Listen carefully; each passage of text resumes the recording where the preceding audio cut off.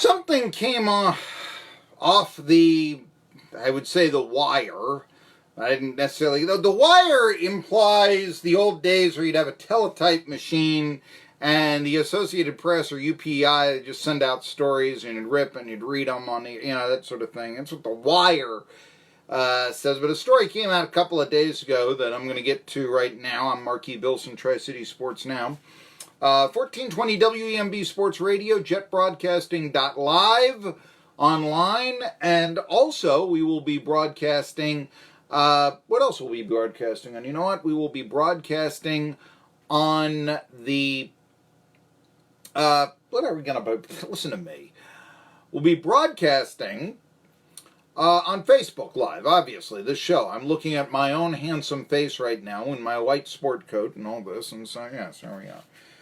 But I cannot think of these things because I am so outraged. And I'm outraged at the NCAA. Again! It's not because they think that child molestation... You see where I get Jerry Sandusky. There's something about his prison sentence or something is going on right now. Somebody that you really want to forget about. And every now and then, you'll see this story. That Sandusky will be moved or, I just saw Sandusky, that no, I don't want to read this. I guess I've brought it up now, so I've got to figure out what Jerry Sandusky is doing in prison right now. But anyway. Anyhow, this happened in the NCAA. But they'll give, Penn State 2-year bowl ban for that. They'll give Clemson, you had a booster who paid someone who didn't even play for you either $500 or $1,000 under the table, depending on who you ask. You won't be able to go to a bowl game for 3 years. Now, how does that work out? I mean, really. I know a different era, so what if it's a different era? What would a child molestation and lack of institutional control have then gotten in 81? Would that have gotten Penn State the death penalty? It's always my belief that Penn State didn't get the death penalty because, well, first of all, the NCAA is afraid of upsetting the Big Ten. And if they did that to a prominent Big Ten school, or any Big Ten school, if they did it to Minnesota for that matter, would the Big Ten say, you can't do that to us? And with the influence the Big Ten does have, go to the other conferences and say, well, do we really need the NCAA? We can make our own money and play by our own rules. And I think they would have been highly influential. However, that's one thing. Another thing, and I've said this before, I think that who do you really hurt if you shut down the Penn State program? If you give them an SMU? Who do you really hurt? I mean, what does that do to the football in the state of Pennsylvania? Really, when you take away... if Tennessee dropped football tomorrow, what would that do to the high school football participation in Tennessee?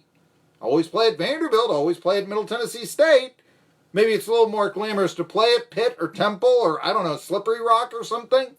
You've got those alternatives. Certainly there's the schools from out of state. But yeah, that's a blow right there, isn't it? In other words, that lets your prominent college team not promoting the sport in the Commonwealth. Yeah, think about that. And so SMU is not Texas. They are not Texas A&M. SMU also... Dallas, Texas can get along just fine without SMU football. Dallas Cowboys, I know they play in Arlington, but, maybe not. But the economy of Dallas can sustain getting rid of SMU football, or at least in time, de-emphasizing it. State College, Pennsylvania cannot withstand de-emphasizing Penn State football.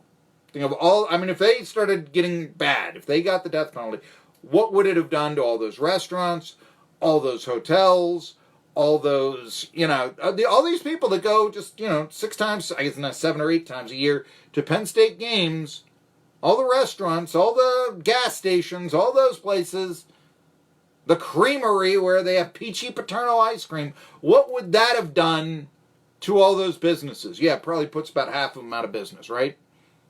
How many motels, how many hotels just go belly up? And so that's something that, yeah, I think they had to consider, and it's one of the and that's scary, because that means that the program is too big to punish. But this bothers me right now, and this story came out. The NCAA has declined to implement football injury reports.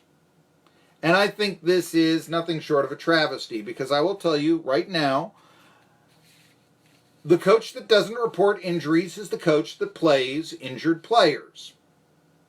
And you're going to look at how Steve Forbes snapped at me. Never said Mladen Armas didn't play without a concussion. Just snapped at me when I asked him if he did, when all evidence indicates that he did.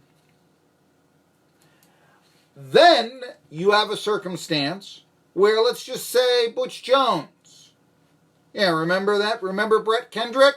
Did he play with a concussion against Kentucky? Oh, I got the same edge. With a guy in a press box, how's he going to know if a guy has a concussion? We've got the medical staff. They can overrule us if they don't feel threatened by bully coach. Certainly they can. Or if they're competent.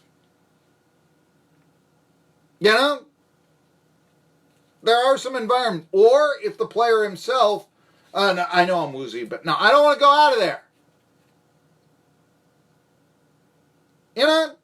It happens. We're going to talk to Tony Page at the top of the hour. We're going to talk about boxing deaths. Duk Koo Kim once took 39 shots and went down. He tried to get up. He died. Player usually doesn't want to come out. Or the boxer, as the case may be. This being said, standardized injury reports will not be implemented across college football this season after the NCAA explored the possibility in response to the rise of legalized sports betting. This is the wrong way to go about it. And I know you always hear this, why is there an injury report in the NFL? So the gamblers can have an accurate spread. What about to protect the player? What about to protect the player? If you had gone out as, look, you have to report this to protect the player, then we'd have an injury report. I don't care if they stand behind FIFA. I've had high school coaches do this. And, I forget. Who's Sullivan Central's football coach? I forget who he is. I'm sorry. I didn't remember the name because I was so lacking. You're going to get an idea of what I thought about him. Last year, Unicoi County, Sullivan Central, you go before the broadcast, you talk to the coaches. And so I want to go, okay, what's the starting lineup? Tell me about what's going on, blah, blah, blah. Do you have any injuries to report? I'm not going to tell you, or something. I said, that's all I'm going to say about that. And I said, look, right over there, you don't think I see 5 guys or 4 guys or whatever. They're not wearing pads. They got blue jeans in their jerseys. They're obviously not playing. I'm assuming one of them has some sort of problem with them. You just lost a ball player who got killed over the middle with a hit and his career is over. And we talked a lot about that. And we put his mother on the air to raise awareness of his injury and to try to get some money for his hospital stay. And you're saying, well, I'm not going to tell you the injuries that my injured players have. The coach that doesn't report injuries is the coach that plays injured players. It's that simple, folks. So the NCAA said, well, we don't want to encourage gambling, and hiding behind that crutch to not release an injury report? How unethical. How unethical. Look, gambling's here to stay, okay?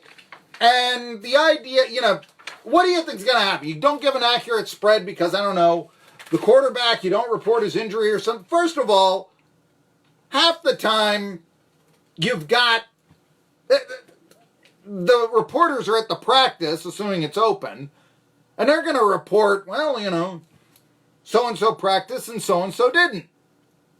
If they're competent, they will. Next up, if they're not, bullied by the entity that they cover, not to report injuries, They tried to do that once with us at Pitt.